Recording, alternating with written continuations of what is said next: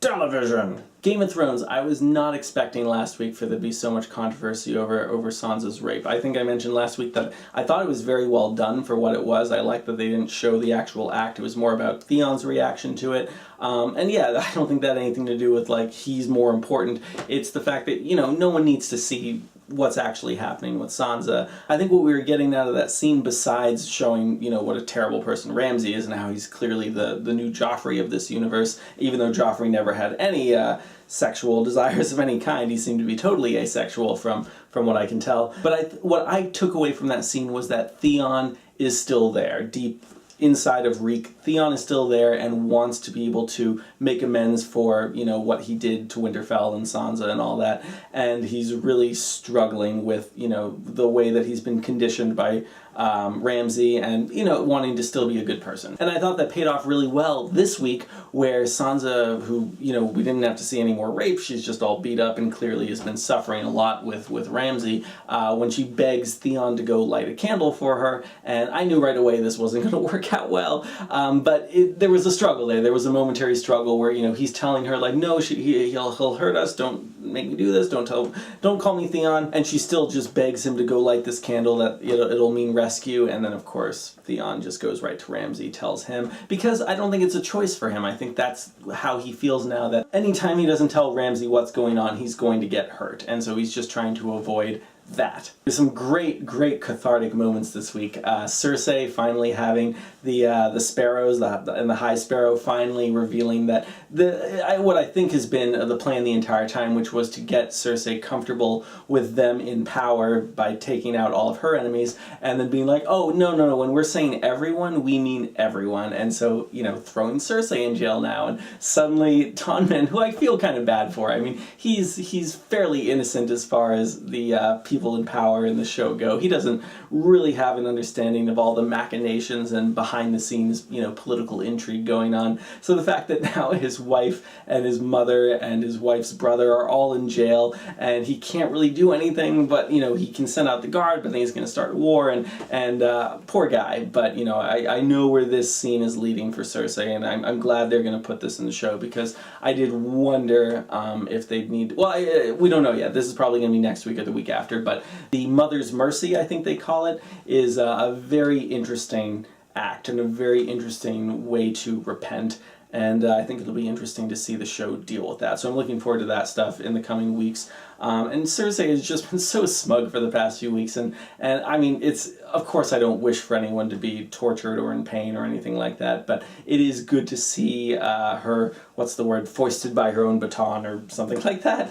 But the really exciting stuff this week for me, of course, was Tyrion and Ser Jorah. And I like the little clever thing they did to kind of justify a smaller budget fighting pit, where it's like, oh yes, well, this is a smaller fighting pit, and then if you win here, you get to go to a bigger one, and the queen will be there. And then just be like, oh, actually the queen is here, so now we don't have to go to a bigger fighting pit. Or maybe we will. But to have Ser Jorah, you know, not kill anyone, just knock everyone out, reveal himself to Daenerys. Daenerys is like, get him out of here. And then Tyrion runs out and is like, look, I'm a gift. Hey, it's Tyrion Lannister. And it's so cool, because here's two characters that we've gotten to know so well over the, you know, many years of the show, that have never met until this moment. And God, I'm excited to see what happens, because there's so many different power dynamics that could happen, some of which the books haven't really explored yet. So yeah, I can't wait. I can't wait. Woo! Game of Thrones 5 Stars Conference 5. Two shows I haven't spoken at all about over the past few weeks, but I've been enjoying immensely, I just haven't had anything in particular to say about them, is Silicon Valley and Louie. Two comedies that to me are so much more than just comedies, are stories very well told. Silicon Valley is doing it in a serialized way. Obviously, each episode's comedy and understanding of the story depends on you understanding everything that's come up before. Louie's episodes are almost always standalone. They work on their own, and you can show someone who's never seen an episode of Louie any random episode, and there's a chance they could enjoy it very, very much.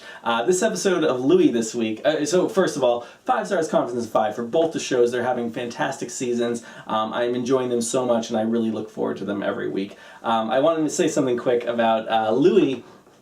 This week's episode was on when I got on my plane Thursday night, and it was a JetBlue plane. I'd come from the air train and then went through David Rockwell's lovely designed terminal and then into the actual plane, and I sat on the runway for a bit.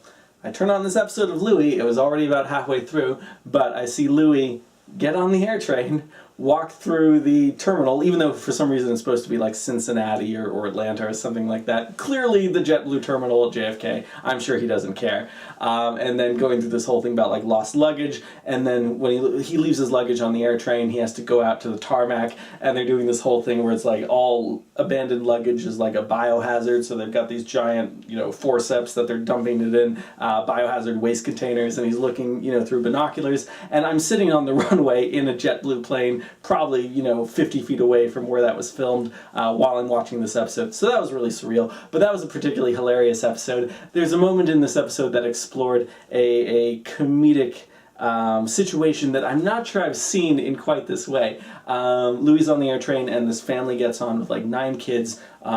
Most everyone gets off, and then 1 kid is left behind. The air train keeps going. For anyone who's familiar with the air train around JFK, it just kind of goes in a full circle. There's no backing up. There's no one driving it, I don't think, so it's not like you can be like, hey, emergency, let's go back a stop. So Louie's there with this kid on the air train who's clearly lost, doesn't speak English, and so, he does what any good person would do, and he says, okay, kid, come on, let's help you. But every time he tries to touch the kid screams, but he kind of guides the kid out at the next stop. He tries calling on the very static like emergency phone, like I have a kid here, the family got off at the other stop, what do I do? And while he's trying to communicate on this phone, the kid just kind of runs away. And so when Louie's done talking, he looks around, the kid's gone, and so what does he do? He gets back on the air train because, is he going to go run and search for this kid for 2 hours? It's an interesting situation because, yes, in a lot of situations, if you're a really good person, you would go try to find the kid and try to keep on helping even if the kid doesn't seem to want your help. But in this, it's kind of like, well, I did what I could within a certain radius of So anyway, I thought that was fantastic, and I'm just really loving the territory that Louie explores. Every episode this season has kind of gone off in a different direction, and there's nothing on TV right now that is quite this deep of an exploration of a single mind. This is why I love things like Metal Gear Solid, which is, all Hideo Kojima's auteur brain kind of coming out in all these strange ways. And I love kind of messed up, rough around the edges, passionate kind of stories and whatever that you can get when a single vision is driving something this much. So I really think that's fantastic. Silicon Valley has just been doing such a good job making me care about not only the characters but the arc of their company, and they made a fantastic decision a few episodes ago by adding a third element to the whole Louie versus Pied Piper dynamic by introducing Endframe, which is a company, a third competitor, which they basically created by accident when they were going around looking for funding and ended up saying way too much about how their algorithm worked to these potential funders, and now they've got a marketing force and they're already making money. And so what was great about this episode was this is the first time we saw Richard Hendricks, the CEO of Pied Piper, who in many episodes has been almost infuriatingly unable to do anything. It was really great to see him actually take charge, and this whole episode was about people telling him what he is or what he can't do, and then suddenly he took a stand and he made some choices, and now by the end of the episode we see Pied Piper in a real fighting position to kind of claim their ground again, where they're now going to be competing with this other company, Endframe, for a porn contract, which you would think it would be kind of like lowbrow or something, but the way it's presented in the show, it's fantastic. It's like, this is where they can really make a stand and prove, as a proof of concept that everything they're doing is going to really work well. There's so many little touches on the show that I absolutely love. Like, Mike Judge is just an amazing storyteller, and obviously does fantastic with casting, but the thing I'm thinking about in particular is, there's this porn convention where they've got like the Oculus Rift and VR and weird teledildonics, which I think is something Wired talked about, which is something I think Wired talked about a couple months ago in their magazine. And it's like this very professional presentation, and then it's like a conference and everyone's really dressed up with ties and sitting around their tables, and each table has a little, nameplate saying what the company is. And so just a huge variety of ridiculous names for different porn companies, my favorite of which was Blackmailed into Gay, which just followed the implications of that, and yeah. Great stuff, that's all I'll say. So anyway, Silicon Valley, Louie, Game of Thrones, all doing fantastic. I'm really loving television right now.